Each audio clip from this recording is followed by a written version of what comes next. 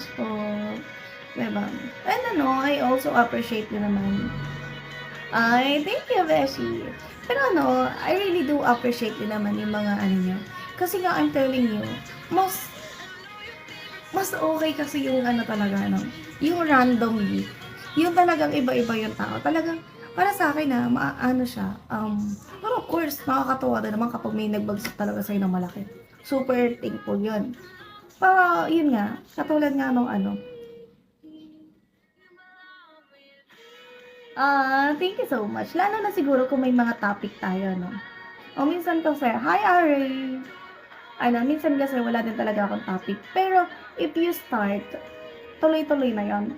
Zach! Leo, hello! Mas maganda yan, Tesh. Kung baga kanya sinimulan mo. What if, ganito. Pero dati talaga, alam mo ba? Dati talaga, yung live ko talaga, more on what ifs. Oo, dati, ang dami ko talaga ang dami ko talagang mga nakasulat talaga. Ako, nag-i-scroll ako niyan, tapos, I will, o kaya dito sa Bigo or something. Kaya nga sabi ko nga sa inyo, more on podcast ako. Good morning, Gerald! Good morning, Leo! How are you today? Oo.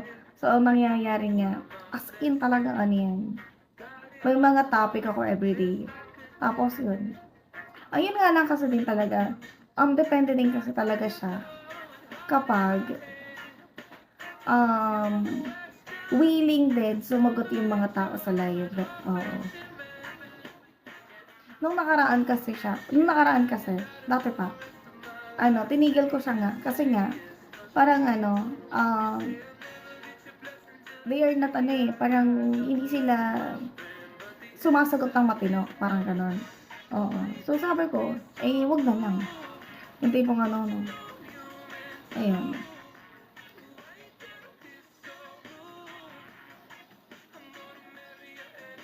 Leo, kumain ka na? Welcome home!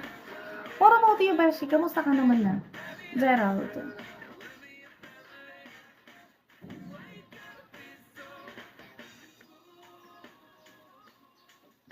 Welcome home!